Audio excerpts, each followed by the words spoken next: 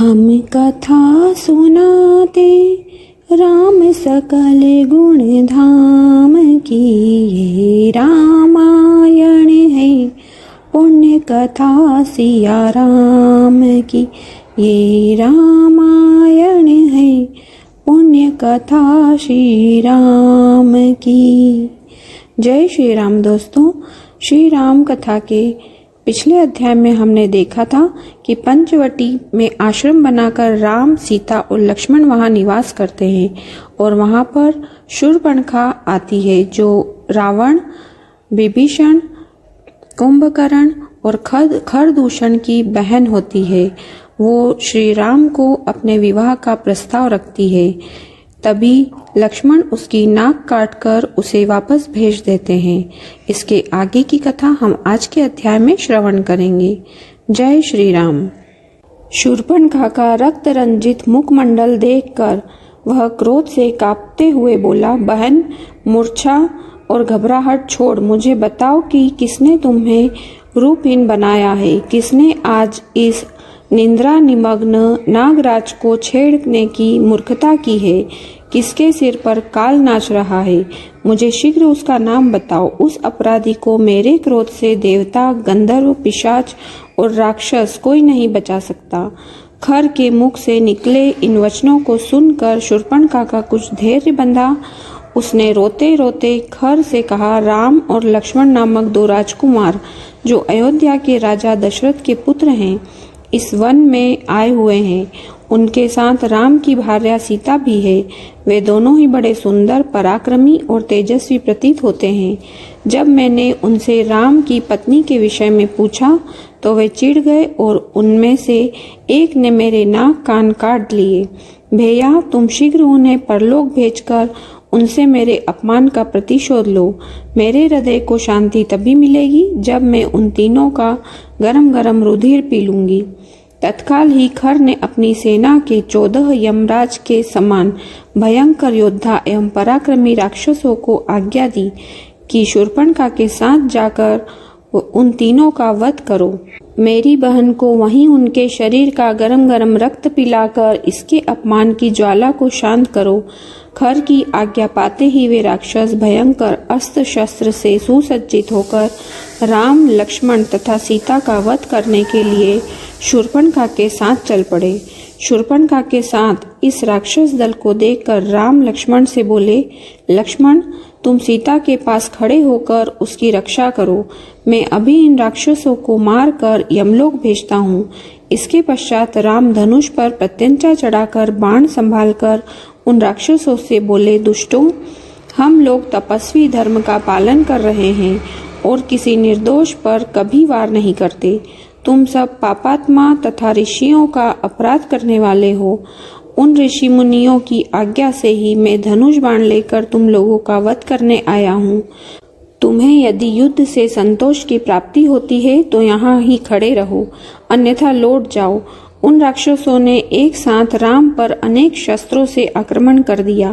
प्रत्युत्तर में राम ने एक साथ 14 बाण छोड़े, जिन्होंने उनकी छाती में घुसकर उनके प्राण हर लिए। वे भूमि पर गिरकर तड़पने लगे और मृत्यु को प्राप्त हुए। सभी राक्षसों के इस प्रकार मर जाने पर शूर्पणखा रोती बिलखती खर के पास जाकर बोली, उन सब राक्षसों को अकेले राम ने ही वध कर डाला। वे सब मिलकर भी उनका कुछ न बिगाड़ सके।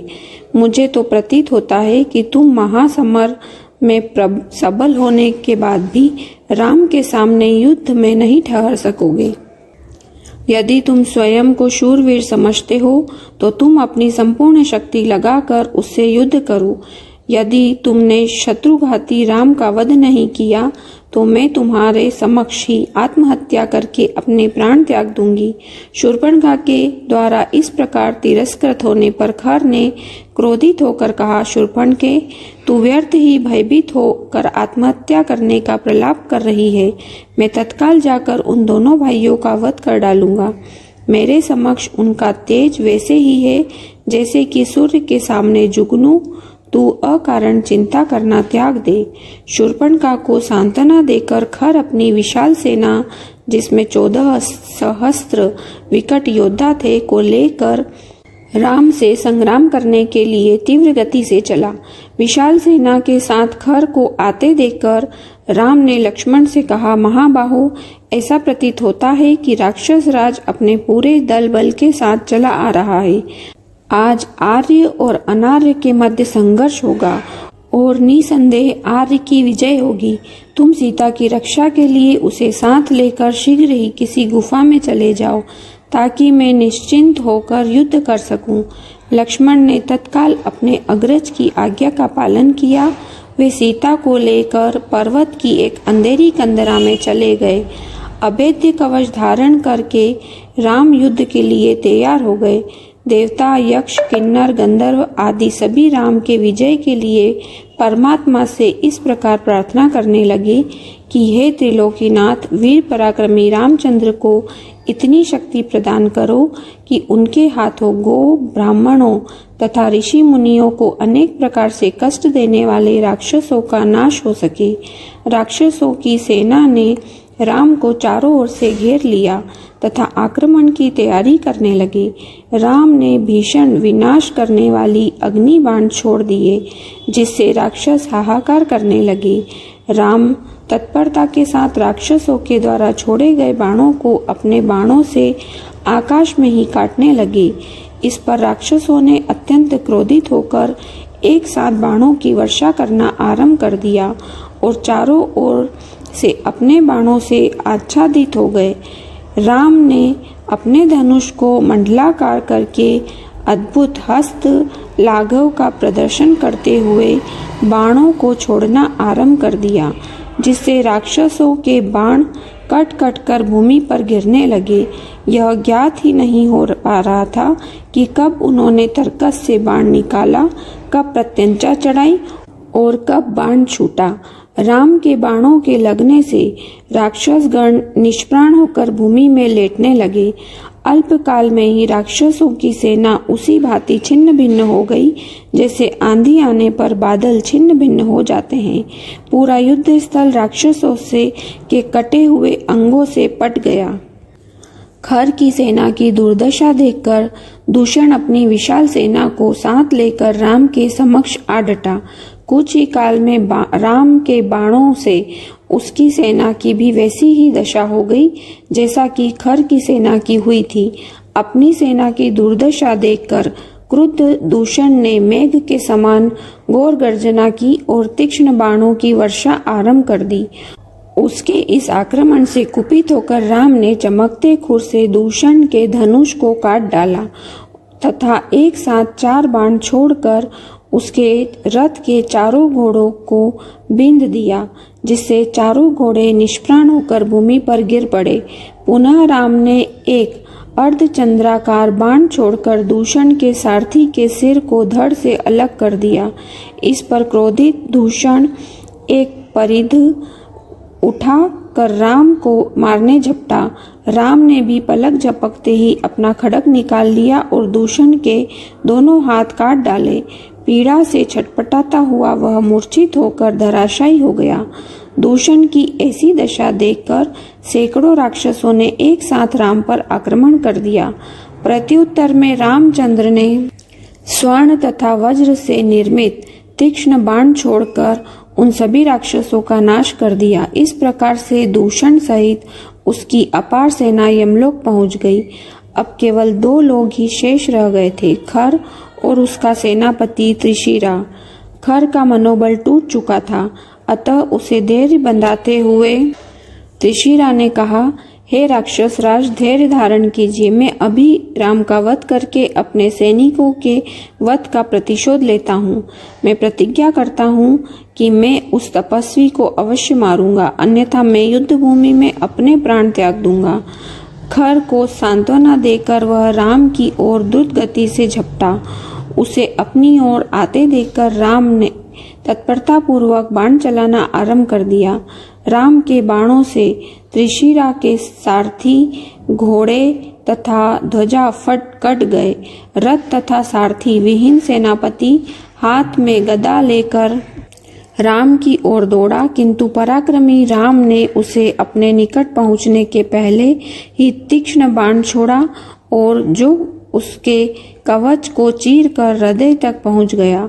हृदय में बाण लगते ही त्रिशिरा हतप्राण होकर भूमि पर गिर पड़ा। उस स्थान की सारी भूमि रक्त रंजित हो गई। सेनापति के वध हुआ देखकर क्रुद्ध खर राम पर अंधाधुंध बाणों की वर्षा करने लगा। उसके बाण वायुमंडल में सभी दिशाओं में फैल गए। इस पर राम ने अग्नि बाण की बौछार करना आरंभ कर दिया और भी क्रुद्ध होकर खर ने एक बाण से रामचंद्र के धनुष को काट दिया। खर के इस अद्भुत पराक्रम को देखकर यक्ष, गंधर्व आदि भी आश्चर्यचकित हो गए, किंतु अदम्य योद्धा राम तनिक भी विचलित नहीं हुए। उन्होंने अगस्त ऋषि के द्वारा दिया हुआ धनुष उठाकर क्षण मात्र में खर के घोड़ों को मार गिराया। रथहीन हो जाने पर अत्यंत क्रोधित होकर पराक्रमी खर हाथ में गदा ले राम को मारने के लिए दौड़ा। उसे अपनी ओर आता देखकर राघव बोले, हे राक्षस राज, यदि संपूर्ण ब्रह्मांड का स्वामी भी निर्दोषों तथा सज्जनों को दुख देता है तो उसे अंत में अपने पापों का फल भोगना ही पड़ता है। तुझे भी निर्दोष ऋषि मुनियों को भयंकर यातनाएं देने का परिणाम भुगतना पड़ेगा। मैं तुझ जैसे अधर्मी दुष्ट दानव का विनाश करने के लिए ही वन में आया हूँ। अब तेरा भी अंतिम समय आ पहुंचा है। अब किसी भांति तू बच नहीं सकता। राम के वचनों को सुनकर खर ने कहा, हे अयोध्या के राजकुमार, तुमने स्वयं के मुख से स्वयं की प्रशंसा करके अपनी तुच्छता का ही परिचय दिया है। तुम में इतना सामर्थ्य नहीं है कि तुम मेरा वध कर सको। मेरी यह गदा आज यह तुम्हें चीर निद्रा में सुला देगी। इतना कहकर खर ने अपनी शक्तिशाली गदा को राम के हृदय का लक्ष्य करके फेंका।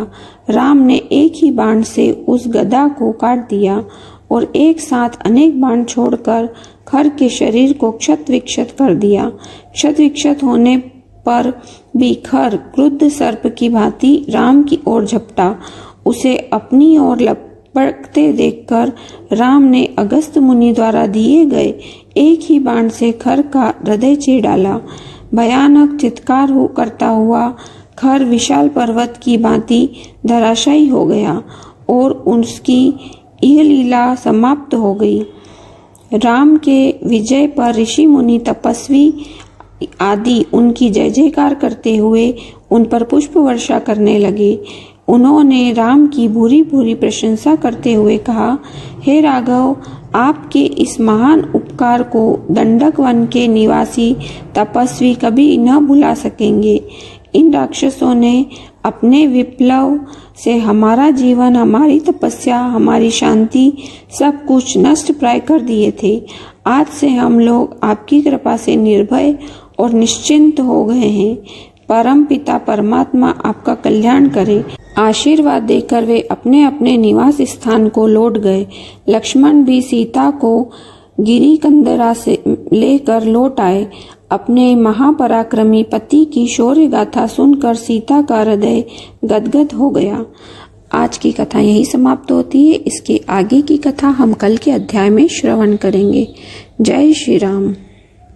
उम्मीद है दोस्तों आपको मेरी वीडियो पसंद आई होगी। अगर आपको मेरी वीडियो पसंद आई है तो लाइक अवश्य करें और ज़्यादा से ज़्यादा शेयर करें।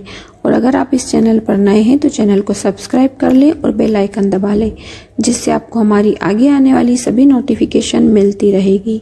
जय श्री